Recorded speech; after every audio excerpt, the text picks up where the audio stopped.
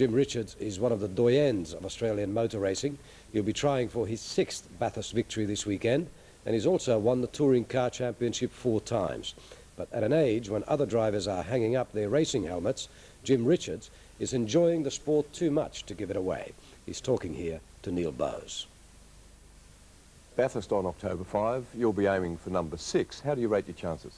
Well, I think very, very good. We've had a good lead up throughout the Super Touring season, and the car's proved to be ultra reliable. I mean, we haven't had a mechanical problem with the car for the last 2 or 3 years. So no, we're quietly confident. A bit of local knowledge will go a long way. I think our driver pairings are very, very good. So no, I'm quite confident. And you're sharing a car with Rickard Rydell, who's been campaigning very successfully in the English touring car season.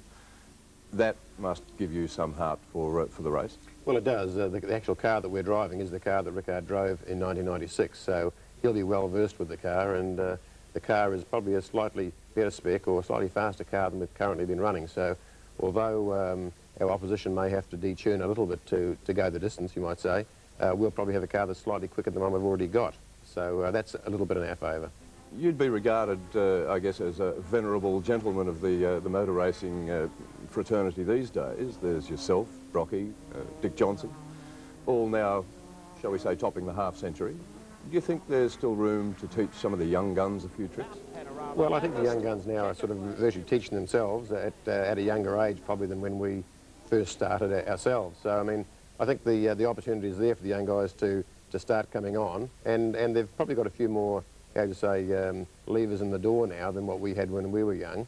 I probably didn't really start most of my really competitive driving until I was probably in my mid-30s. Nowadays, the young guys are in their early 20s and they're competing against us equally. But I think that you don't really lose your skill. You might lose your commitment, we'll say.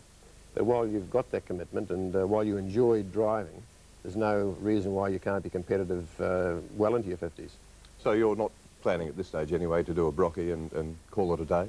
No, I'm not. I said to Pete the other day, I said, I think you retired far too early, but Pete's got other things on his agenda, and that was his decision. But no, I'm not planning to retire for a while yet. We were talking about the young guys. We've got Mark Webber at the moment racing Formula 3 in England. Craig Lowndes racing Formula 3 also. A young guy who's just won his 2nd World Karting Championship.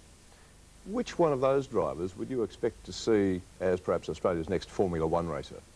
Well, I think it's very, very difficult for anyone, I suppose, from our neck of the woods, you might say, to get into Formula 1. But, of course, the guy that does make it is going to be the guy that's obviously got talent and talent enough to get into those sort of cars and be competitive.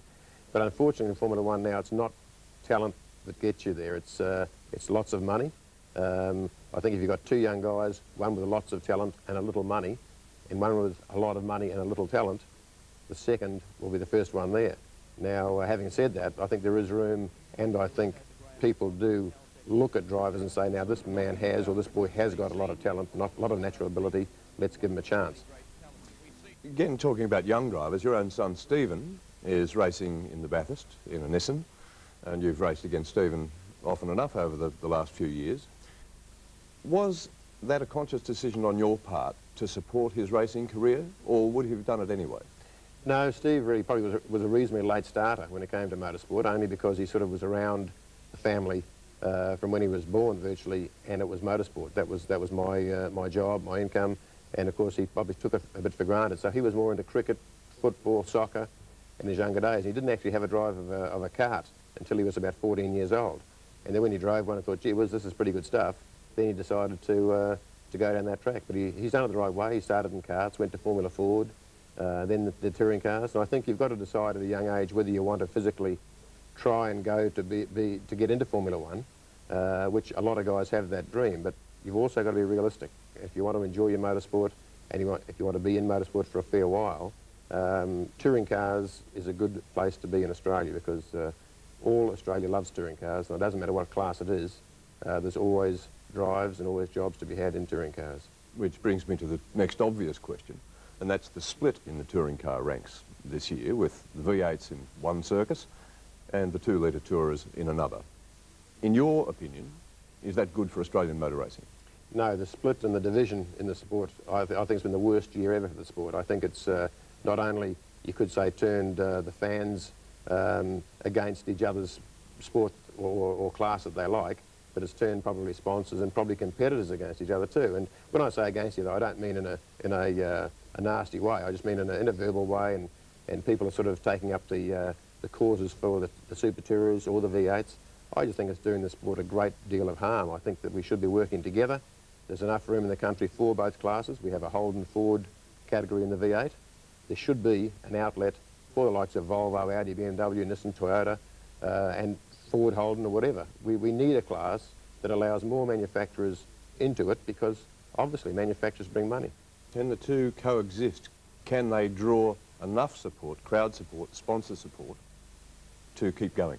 I believe that they can coexist, having their own classes, their own races, but I believe personally they should be on the same program on the same day and give the fans the best motorsport on a weekend. Have the V8s, the Super Tourers and the best classes on the one weekend. To me, that makes sense. That gives the opportunity for, say, 25,000, 30,000 people to watch all the best drivers in the best cars in different classes on the same weekend. That includes sports tourers, super sports, open wheelers, the full range of programs. Yes, you know, people may say, oh, that can't be done, but I just feel that if you're going to give the fans what they want, you give them the best circus to watch. And I think the best circus would be to have the Super Tourers and the V8s on the same car and on the same card.